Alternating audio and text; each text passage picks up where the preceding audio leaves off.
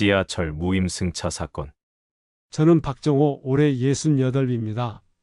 36년간 아이들을 가르치다 은퇴한 교사죠. 아내를 떠나보낸 지 벌써 1년이 흘렀어요. 혼자 지내는 생활이 처음엔 막막했는데 이제는 나름 적응했다고 생각했습니다. 매일 아침 7시 반 저는 집을 나섭니다. 갈 곳이 딱히 있는 건 아니에요. 그냥 집에만 있으면 답답해서죠. 지하철을 타고 도서관도 가고 공원도 산책하고 때로는 옛 제자들 만나러 다니기도 해요. 어르신 무료 승차권이 있으니까요. 나라에서 주는 혜택이지 않습니까? 36년간 아이들 교육하느라 밤낮 없이 일했는데 이 정도는 당연히 받을 자격이 있다고 생각했어요. 그런데 그날 아침 평소와 다른 일이 벌어졌습니다. 지하철역에서 카드를 찍는데 삐 소리가 나는 거예요. 이상하다 싶어서 다시 찍어봤는데 또 삐 소리가 났어요. 어르신 카드에 문제가 있으신 것 같은데요. 젊은 영무원이 다가와서 말했습니다. 카드를 확인해 보니 유효기간이 지났더라고요. 아, 이런. 깜빡했네요. 죄송합니다. 갱신하는 걸 깜빡했네요. 그렇게 말하면서도 속으로는 화가 났어요. 겨우 며칠 지났는데 이렇게 까다롭게 굴 필요가 있나 싶었거든요. 나 같은 사람이 나라에 얼마나 기여했는데 며칠 늦었다고 이런 취급을 받아야 하나요? 지금 갱신하러 가시면 됩니다. 저쪽 민원실에서 할 수 있어요. 영무원이 친절하게 안내해줬지만 저는 이미 마음이 상한 상태였어요. 민원실까지 가서 줄 서서 기다리고 서류 작성하고 생각만 해도 귀찮았습니다. 아니, 내가 이 나라를 위해서 얼마나 일했는데 며칠 늦었다고 이렇게 막습니까? 목소리가 점점 커졌어요. 주변 사람들이 저를 쳐다보기 시작했습니다. 그래도 저는 멈출 수 없었어요. 가슴 속에서 뭔가 터져 나오는 것 같았거든요. 36년간 아이들 가르치면서 이 사회에 기여했어요. 내 제자들이 지금 사회 곳곳에서 일하고 있다고요.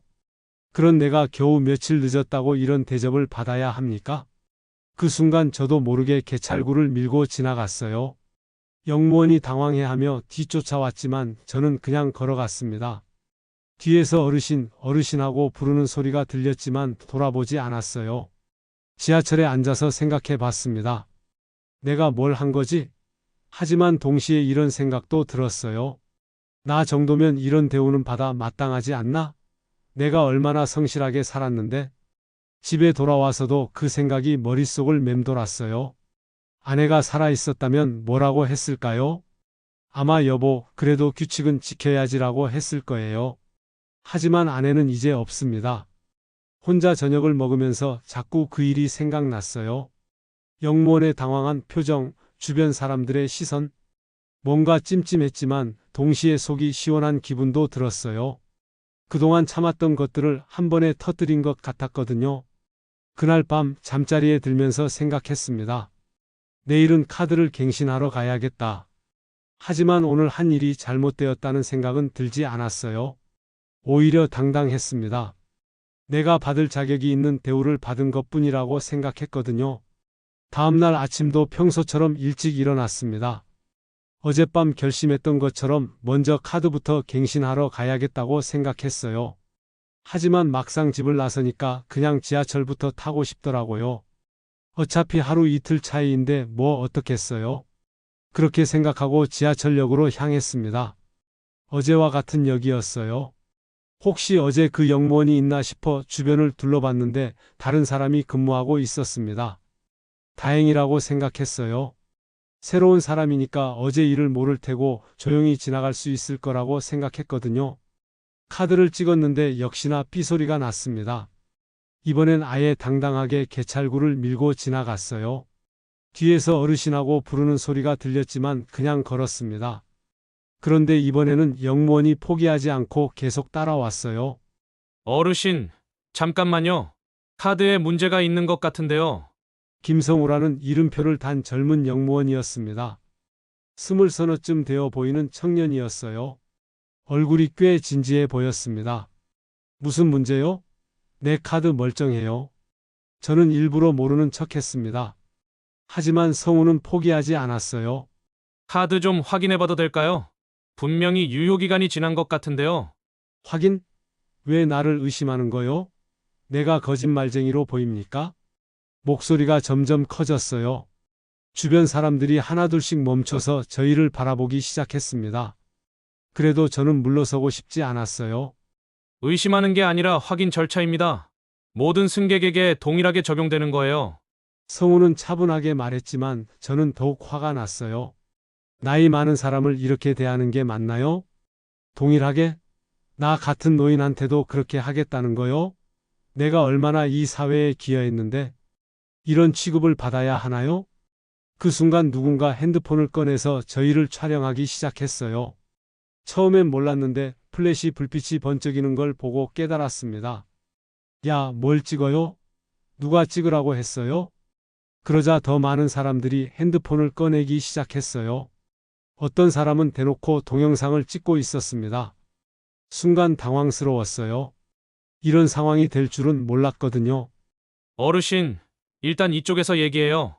성우가 저를 조용한 곳으로 데려가려고 했지만 저는 더욱 반발했습니다. 왜 나를 범죄자 취급하는 거요? 나는 교사였어요. 36년간 아이들을 가르쳤다고요. 내 제자들이 지금 이 사회 곳곳에서 일하고 있어요. 그런 내가 지하철 무임승차라니 말이 되나요? 주변 사람들이 웅성거리기 시작했어요. 어떤 사람은 그래도 규칙은 지켜야죠라고 중얼거렸고 또 어떤 사람은 나이 드신 분한테 너무 심하네라고 말했습니다. 내가 나라에 바친 세월이 얼마나 되는데요? 그런 나한테 며칠 늦었다고 이렇게 몰아세우는 게 맞습니까? 이게 나라에서 어르신들 대하는 방법이에요? 점점 더 많은 사람들이 모여들었어요. 누군가는 제 편을 들어주는 것 같았고 누군가는 고개를 저으며 혀를 끌끌 찼습니다. 성우는 난처한 표정을 지었어요. 어르신, 저도 어쩔 수 없어요. 규정이 있으니까요. 규정하지 마요. 나 같은 사람한테 규정을 들이대는 게 말이 돼요? 내가 무임승차범이에요? 그때 지하철이 들어왔어요. 저는 더 이상 이런 상황을 견딜 수 없어서 그냥 지하철에 올라탔습니다. 성우가 뒤쫓아왔지만 문이 닫히면서 떨어졌어요. 지하철 안에서 사람들이 저를 쳐다보는 게 느껴졌어요. 어떤 사람들은 동정하는 눈빛이었고 어떤 사람들은 비난하는 눈빛이었습니다. 가슴이 두근거렸어요. 이런 일이 벌어질 줄은 정말 몰랐거든요. 집에 도착해서 점심을 먹으려는데 미영이한테 전화가 왔어요. 우리 딸은 은행에서 일하는데 평소에는 근무 시간에 전화를 잘 안 하거든요. 무슨 일인가 싶어서 받았습니다. 아버지 지금 시간 있으세요? 미영 목소리가 평소와 달리 심각했어요. 뭔가 일이 있다는 걸 직감했습니다. 응, 집에 있어? 왜? 아버지 혹시 오늘 아침에 지하철에서 무슨 일 있었어요? 순간 가슴이 철렁했어요. 어떻게 미영이 그걸 알았을까요? 설마 벌써 소문이 났나 싶었습니다. 무슨 얘기를 하는 거야? 아버지 솔직히 말씀하세요. 인터넷에 영상이 올라왔어요. 인터넷에 영상이 올라왔다고요? 그제서야 오늘 아침에 사람들이 핸드폰으로 촬영했던 게 떠올랐어요. 설마 그게 정말 인터넷에 올라간 건가요? 영상이 뭐? 아버지가 지하철역에서 영무원이랑 다투는 영상이요. 벌써 조회수가 10,000명 넘었어요. 댓글도 엄청 달렸고요. 다리에 힘이 빠졌어요. 인터넷에 올라갔다는 게 믿어지지 않았습니다. 그냥 지나가는 일로 생각했는데 이렇게 큰일이 될 줄은 몰랐어요. 미영아, 아빠가 설명해 줄게. 사실은 아버지 지금 은행에 있는데 사람들이 다 아는 것 같아요. 과장님이 저한테 따로 얘기하자고 하더라고요. 어떻게 해야 해요? 미영 목소리에서 당황스러움이 느껴졌어요. 우리 딸이 나 때문에 직장에서 곤란을 겪고 있다는 생각에 가슴이 아팠습니다. 미영아, 아빠가 잘못한 게 아니야. 그냥 카드 갱신이 며칠 늦었을 뿐이야. 그런데 영무원이 너무 까다롭게 굴어서 아버지 그래도 규칙은 지키셔야죠. 왜 그러셨어요? 딸까지 나를 비난하는 것 같았어요. 가족조차 내 편이 되어주지 않는다는 생각에 화가 났습니다. 내가 뭘 잘못했다는 거야? 내가 이 나라를 위해서 얼마나 일했는데? 며칠 늦었다고 범죄자 취급하는 게 맞나? 아버지 그래도 법은 법이잖아요. 법? 내가 법을 어겼다는 거냐? 내가 무임승차범이냐?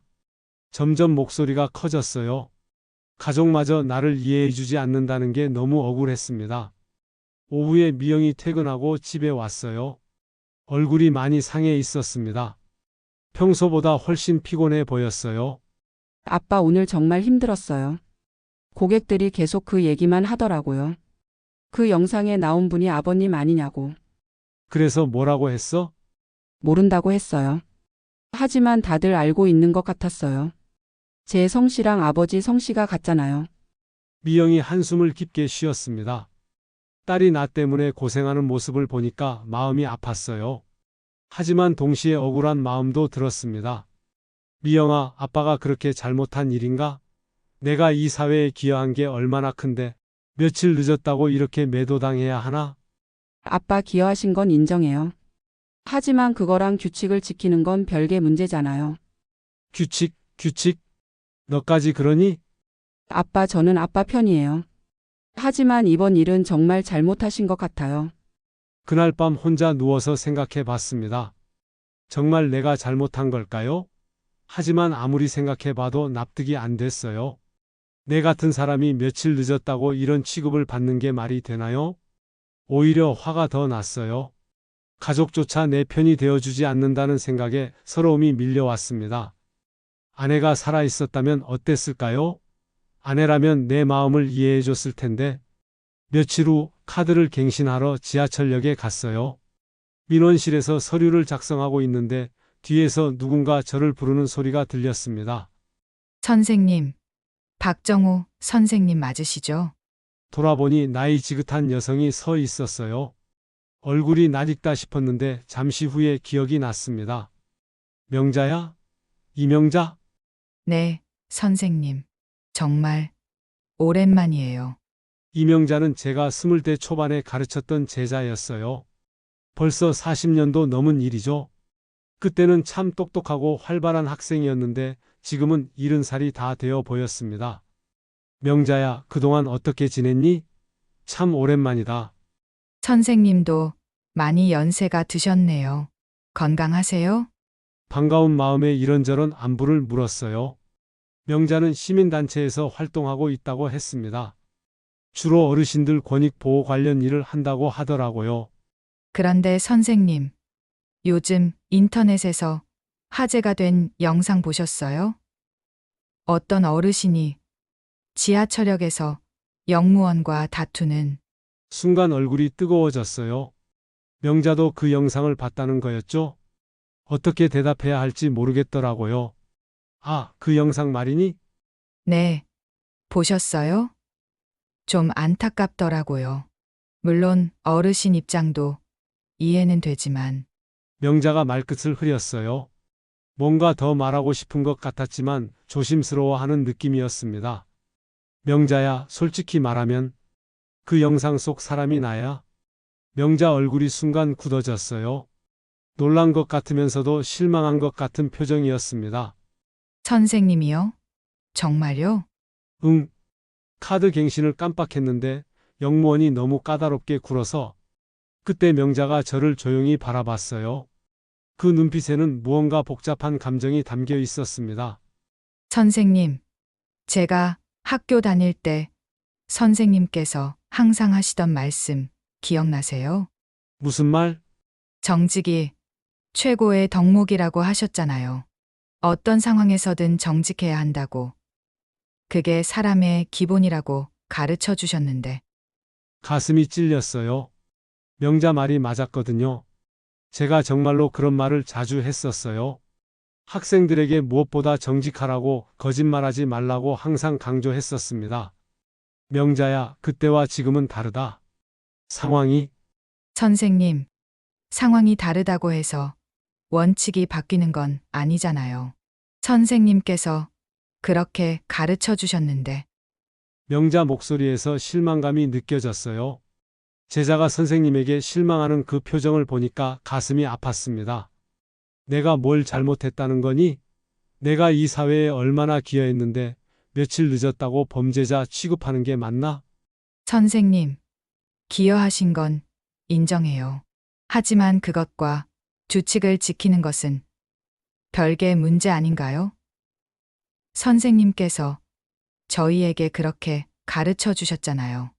명자 말에 할 말이 없어졌어요.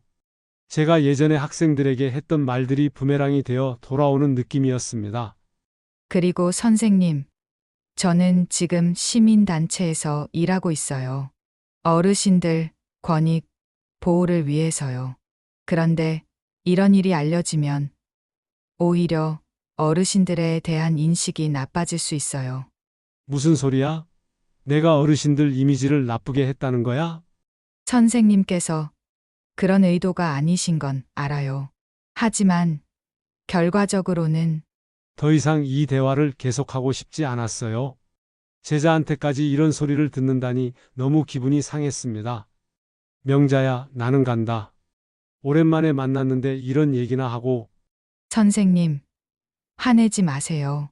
저는 선생님을 걱정해서. 하지만 저는 그냥 돌아섰어요. 명자가 뒤에서 선생님하고 부르는 소리가 들렸지만 돌아보지 않았습니다. 집에 가는 길에 계속 명자 말이 생각났어요. 정직이 최고의 덕목이라고 했던 제 말, 어떤 상황에서든 원칙을 지켜야 한다고 했던 제 가르침. 그런데 정작 저는 지금 뭘 하고 있는 건가요? 하지만 곧 고개를 저었어요. 아니라 내 상황은 달라. 내가 얼마나 이 사회에 기여했는데 이 정도는 받을 자격이 있어. 명자도 모르는 소리를 한다. 그날 밤 잠이 오지 않았어요. 자꾸 명자의 실망한 표정이 떠올랐거든요. 그날 이후로 집에만 있었어요. 지하철을 타기가 어색했거든요. 혹시 또 누군가 알아보면 어떻게 하나 싶어서요. 그런데 집에만 있으니까 답답했습니다. 미영이 저녁에 와서 장을 봐주고 갔어요. 평소보다 말이 없었습니다. 아직도 직장에서 눈치를 보고 있는 것 같았어요. 미영아, 직장에서는 좀 괜찮아졌니? 그냥 저냥요. 시간이 지나면 괜찮아질 거예요. 아빠 때문에 고생하고 있구나. 아니에요. 괜찮아요. 하지만 미영 표정을 보니까 괜찮지 않다는 게 느껴졌어요. 딸이 나 때문에 고생하는 걸 보니까 마음이 무거웠습니다. 혼자 저녁을 먹으면서 계산해 봤어요. 한 달 생활비가 얼마나 드는지 말이죠. 연금만으로는 빠듯해요. 특히 교통비가 만만치 않거든요. 그래서 어르신 무료 승차권이 정말 도움이 되었는데 솔직히 말하면 경제적으로 여유가 없어요. 아내 병원비로 꽤 많이 나갔고 장례 비용도 적지 않았거든요. 그래서 지금은 정말 아끼면서 살고 있습니다. 교통비만 해도 한 달에 10만 원은 넘게 들어요. 연금에서 10만 원이면 큰 돈이거든요. 그래서 어르신 무료 승차권이 얼마나 소중한지 몰라요. 그런데 사람들은 그런 걸 모르죠. 그냥 규칙은 규칙이다. 법은 법이다. 이런 식으로만 생각해요. 현실적으로 어르신들이 얼마나 어려운지는 생각하지 않더라고요. 밤에 뉴스를 봤는데 물가 인상 소식이 나오더라고요. 전기료도 오르고 가스비도 오르고 연금 받는 사람들은 어떻게 살라는 건지 모르겠어요. 그러면서 생각했습니다. 내가 정말 잘못한 걸까? 경제적으로 어려운 상황에서 며칠 늦었다고 그렇게 엄격하게 해야 하나요? 좀 더 융통성 있게 처리할 수는 없었을까요? 하지만 동시에 다른 생각도 들었어요. 내가 변명하고 있는 건 아닐까? 경제적으로 어렵다고 해서 규칙을 어겨도 되는 건 아니잖아요. 명자 말이 맞는 건 아닐까? 그날 밤 잠자리에서 아내 생각이 났어요. 아내가 살아있었다면 뭐라고 했을까요? 아마 여보, 힘들어도 원칙은 지켜야지라고 했을 거예요. 아내는 그런 사람이었거든요. 하지만 아내는 이제 없어요. 혼자서 모든 걸 결정해야 하고 혼자서 모든 걸 감당해야 합니다. 가끔은 정말 외롭고 힘들어요. 다음날 아침 우편함에서 고지서들을 꺼냈어요. 전기료, 가스비, 관리비. 보는 것만으로도 한숨이 나왔습니다. 연금으로 이 모든 걸 감당하기엔 정말 빠듯해요. 그러면서 또 생각했어요. 내가 젊었을 때는 이런 걱정 없이 살았는데 나이가 들어서 이렇게 계산하며 살아야 하다니 서글픈 마음이 들었습니다. 점심때 혼자 라면을 끓여 먹으면서 생각해 봤어요. 내가 정말 무임승차를 한 건가? 아니면 단순히 절차상 문제였던 건가? 며칠 늦었을 뿐인데 그렇게 심각한 일인가요? 하지만 영상을 본 사람들은 그렇게 생각하지 않는 것 같았어요. 인터넷 댓글들을 보니까 나이 들었다고, 특혜를 바라면 안 된다, 규칙은 누구에게나 동일하게 적용되어야 한다 이런 내용들이 많았거든요. 어떤 댓글은 저런 어르신들 때문에 진짜 어려운 어르신들이 피해를 본다는 내용도 있었어요. 그 댓글을 보니까 가슴이 아팠습니다. 내가 정말 그런 사람인가 싶어서요. 오후에 미영이 전화했어요. 목소리가 평소보다 밝았습니다. 아빠 오늘은 직장에서 별 얘기 없었어요. 다행히 다른 이슈가 생겨서 사람들 관심이 다른 데로 갔나 봐요. 그래? 다행이다. 아빠도 이제 좀 괜찮으시죠? 너무 신경 쓰지 마세요. 하지만 저는 괜찮지 않았어요. 계속 그 일이 머릿속을 맴돌았거든요. 특히 명자가 했던 말들이 자꾸 생각났습니다. 그날 저녁 옛날 제자들 연락처를 뒤져봤어요. 혹시 누군가 연락이 와 있나 싶어서요. 하지만 아무도 연락하지 않았더라고요. 다들 그 영상을 봤을 텐데 36년간 가르친 제자들이 수백 명인데 아무도 안부 전화 한 통 없다니? 선생님이 힘들 때 옆에 있어주는 제자는 없는 건가요? 그 생각하니까 더욱 외롭고 서글펐습니다. 일주일이 지났는데도 인터넷에서 그 영상이 계속 회자되고 있었어요. 더 큰 문제는 이 일이 단순한 개인 사건을 넘어서서 사회적 이슈가 되어버린 거였습니다. 어떤 시민단체에서는 어르신 무임승차 제도 개편을 주장하고 나섰어요. 젊은 세대들은 세대 간 형평성을 따지며 어르신 혜택을 줄여야 한다고 목소리를 높였습니다. 그런데 정작 저는 아무것도 할 수 없었어요. 그냥 집에서 뉴스나 보면서 상황이 어떻게 돌아가는지 지켜볼 수밖에 없었습니다. 더 충격적인 건 언론에서 접촉해왔다는 거였어요. 어떤 기자가 미영이한테 전화해서 인터뷰를 요청했다고 하더라고요. 아빠 기자가 전화 왔어요. 인터뷰하고 싶다고. 인터뷰? 뭔 인터뷰를 해? 아빠에 대한 얘기요. 가족 입장에서 어떻게 생각하는지 듣고 싶다고 하던데요. 절대 하지 마라. 괜히 일만 더 커진다.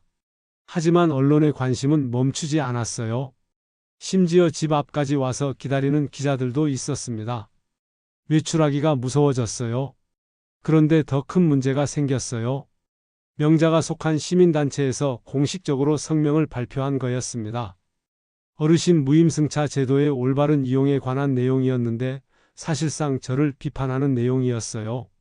미영이 그 기사를 보여줬는데 가슴이 철렁했습니다. 제 이름은 직접 언급하지 않았지만 누가 봐도 저를 가리키는 내용이었거든요. 저런 행위는 진짜로 도움이 필요한 어르신들에게 피해를 준다. 개인의 편의를 위해 공공질서를 무시하는 것은 옳지 않다. 사회적 혜택을 받는 만큼 책임감도 가져야 한다. 명자가 이런 성명을 발표했다는 게 믿어지지 않았어요. 제 제자가, 그것도 제가 직접 가르쳤던 학생이 저를 이렇게 공개적으로 비판하다니. 그날 밤 미영과 크게 다퉜어요. 일이 여기까지 커진 상황에서 미영도 한계에 달한 것 같았습니다. 아빠 이제 그만 잘못했다고 인정하세요. 내가 뭘 잘못했다는 거냐? 며칠 늦었을 뿐이야. 며칠 늦었으면 정식 절차를 밟으셔야죠. 왜 그냥 지나가려고 했어요? 내가 이 나라에 기여한 게 얼마나 큰데 그 정도는. 아빠 그만해요. 기여했다고 해서 법을 어겨도 되는 건 아니잖아요. 미영이 소리를 질렀어요. 우리 딸이 저한테 소리를 지르는 건 처음 봤습니다. 얼마나 답답했으면 그랬을까요? 너까지 나를 공격하는 거냐? 공격이 아니라 현실을 보시라는 거예요. 이제 온 나라가 아빠 얘기를 하고 있어요. 제 직장에서도 친구들 사이에서도 계속 이 얘기만 나와요. 그래서 아빠가 부끄럽다는 거냐? 부끄러운 게 아니라 안타까워요. 왜 이렇게까지 됐는지. 미영이 눈물을 흘렸어요. 딸이 우는 모습을 보니까 가슴이 찢어지는 것 같았습니다. 하지만 동시에 화도 났어요. 가족마저 저를 이해해주지 않는다는 생각에 억울했거든요. 좋다. 내가 잘못했다고 치자. 그런데 내가 무임승차범이냐? 내가 나쁜 사람이냐? 아빠는 나쁜 사람이 아니에요. 하지만 이번에는 정말 잘못하셨어요. 잘못. 다들 내가 잘못했다고만 하네. 내 사정은 아무도 이해하려고 하지 않고. 아빠 사정이 어려운 건 알아요. 하지만 그렇다고 해서. 그만해. 너도 내 편이 아니구나. 알겠다. 저는 화가 나서 자리에서 일어났어요. 미영이 아빠하고 부르는 소리가 들렸지만 방으로 들어가 버렸습니다. 한참 후에 나갔는데 미영은 이미 집을 나간 후였어요. 테이블 위에 쪽지가 하나 있었습니다. 아빠, 제가 너무 심하게 말했나요? 하지만 아빠가 잘못을 인정하셔야 이 일이 정리될 것 같아요. 생각해 보세요. 그날 밤 정말 오랜만에 집을 나갔어요. 갈 곳이 없어서 그냥 동네를 걸었습니다. 이렇게 외롭고 억울한 기분은 아내가 죽었을 때 이후 처음이었어요. 모든 사람이 저를 외면하는 것 같았습니다.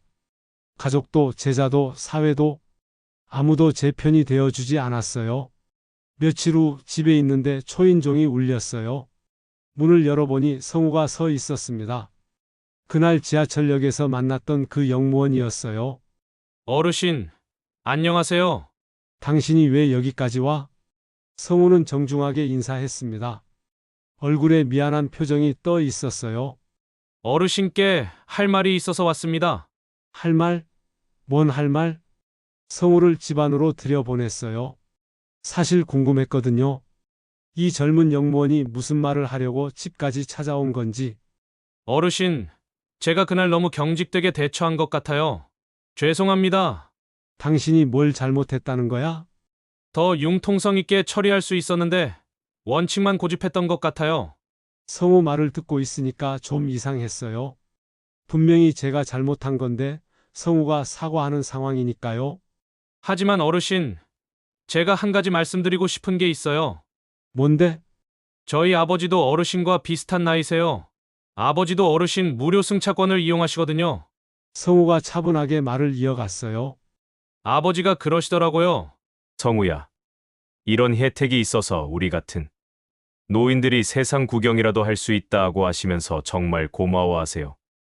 그 말을 듣고 있으니까 뭔가 마음이 복잡해졌어요. 그런데 어르신, 만약 이런 일들이 계속 생기면 어떻게 될까요? 젊은 사람들이 어르신들이 혜택을 악용한다고 생각하게 되면 결국 제도 자체가 없어질 수도 있어요. 그럴 리가 있나? 요즘 젊은 세대들 반응을 보세요.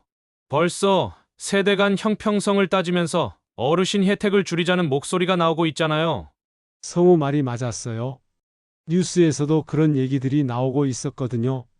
어르신, 저는 이 제도가 꼭 필요하다고 생각해요. 우리 아버지 같은 분들에게는 정말 소중한 혜택이거든요. 그래서 그래서 어르신 같은 분들이 이 제도를 지켜주셔야 해요. 선생님이셨잖아요. 아이들에게 모범을 보이셨던 분이시잖아요. 성우 말에 가슴이 찔렸어요. 제가 평생 학생들에게 가르쳤던 게 바로 그런 거였거든요. 규칙을 지키고 모범을 보이고 정직하게 살라고. 성우야, 내가 정말 그렇게 잘못한 건가? 어르신, 잘못했다 안 했다의 문제가 아니에요. 지금 이 상황에서 어떻게 하는 게 옳은지의 문제죠. 그때 문 밖에서 누군가 부르는 소리가 들렸어요. 나가보니 명자가 서 있었습니다. 선생님, 안녕하세요. 명자야, 너도 왔구나.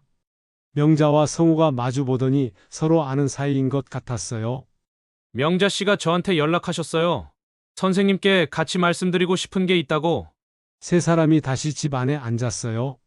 뭔가 중요한 이야기가 시작될 것 같은 느낌이었습니다.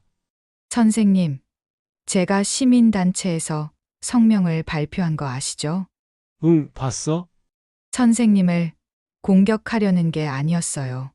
하지만 이 문제를 제대로 정리하지 않으면 정말 어려운 어르신들이 피해를 볼 수 있어서. 명자 얼굴에서 진심이 느껴졌어요. 저를 공격하려는 게 아니라 정말로 걱정해서 하는 말이라는 걸 알 수 있었습니다. 선생님, 예전에 우리에게 하셨던 말씀 기억나세요? 잘못했으면 인정하고 고치는 게 진짜 용기라고 하셨잖아요. 그 말이 기억났어요. 제가 정말로 그런 말을 자주 했었거든요. 명자야, 하지만 내 상황도 생각해봐. 경제적으로 어려운데 며칠 늦었다고. 선생님, 그런 어려움은 정당한 방법으로 해결해야죠. 선생님께서 그렇게 가르쳐 주셨잖아요. 성우가 입을 열었어요. 어르신, 만약 어르신께서 공개적으로 잘못을 인정하신다면 오히려 존경받을 거예요. 진짜 어른의 모습이라고 말이죠. 그리고 선생님, 이번 기회에 어르신들의 실제 어려움을 알리는 것도 좋을 것 같아요. 단순히 잘못을 인정하는 데서 끝나는 게 아니라 제도 개선을 위한 건설적인 제안을 하시는 거죠? 명자 제안이 구체적이었어요. 그냥 사과로 끝내는 게 아니라 이 기회를 통해 어르신들의 실제 어려움을 사회에 알리자는 거였죠. 그날 밤 혼자 생각해 봤어요. 성우와 명자 말이 계속 머릿속을 맴돌았습니다. 정말로 제가 잘못을 인정해야 하는 걸까요? 다음 날 아침 결심을 했어요. 성우와 명자 말이 맞았습니다. 제가 평생 학생들에게 가르쳤던 가치들을 제가 먼저 실천해야겠다고 생각했어요. 미영에게 전화했습니다. 미영아, 아빠야. 아빠 어제는 죄송했어요. 제가 너무 아니라 미영아. 내가 맞았어? 아빠가 잘못했다. 전화 너머로 미영이 놀라는 기분이 느껴졌어요. 아빠? 아빠가 공개적으로 사과하려고 한다. 그리고 이번 기회에 어르신들을 위한 일도 해보려고 해. 정말요? 아빠가? 응. 평생 아이들한테 정직하라고 가르쳤는데 정작 아빠가 그렇게 살지 못했구나. 그날 오후 명자와 성우를 다시 만났어요. 제 결심을 전하자 두 사람 모두 기뻐했습니다. 선생님, 정말 좋은 결정이세요. 하지만 어떻게 사과해야 할지 모르겠어? 이런 경험이 처음이라서 명자가 도와주겠다고 했어요. 그리고 단순한 사과를 넘어서서 어르신 교통비 지원 제도 개선 청원을 함께 시작하자고 제안했습니다. 선생님, 이번 일을 계기로 진짜 어려운 어르신들을 도울 수 있는 일을 해보는 거예요. 며칠 후 기자회견을 열었어요. 생전 처음 해보는 일이라 떨렸지만 명자와 성우가 옆에서 도와줬습니다.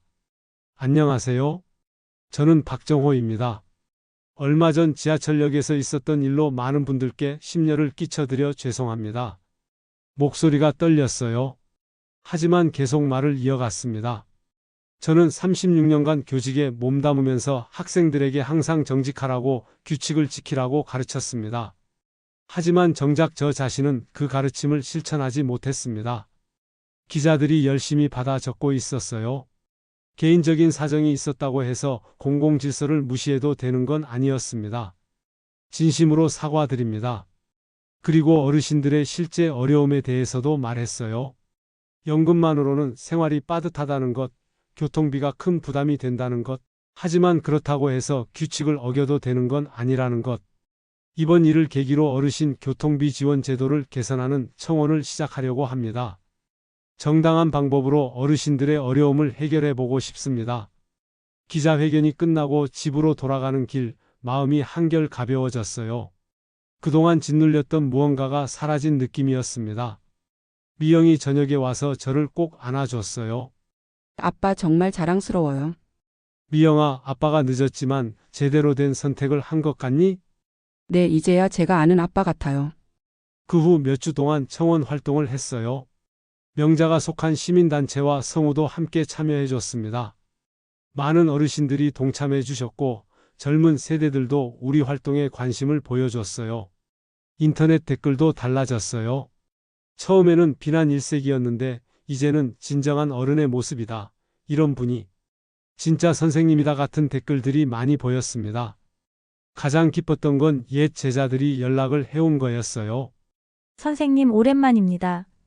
뉴스 봤는데 정말 존경스럽습니다라는 메시지들이 하나둘씩 왔어요. 지금 생각해보면 그 일이 없었다면 이런 소중한 경험을 할 수 없었을 거예요. 물론 힘들고 부끄러운 일이었지만 결과적으로는 제게 많은 걸 가르쳐준 사건이었습니다. 성우는 지금도 가끔 안부 전화를 해요. 명자와는 청원 활동을 계속 함께 하고 있고요. 미영이는 이제 당당하게 직장에서 우리 아버지가 어르신 교통비 개선 청원을 하고 계신다고 자랑한다고 해요. 제가 평생 학생들에게 가르쳤던 것들, 정직, 용기, 책임감, 이런 가치들이 얼마나 소중한지 이제야 제대로 깨달았습니다.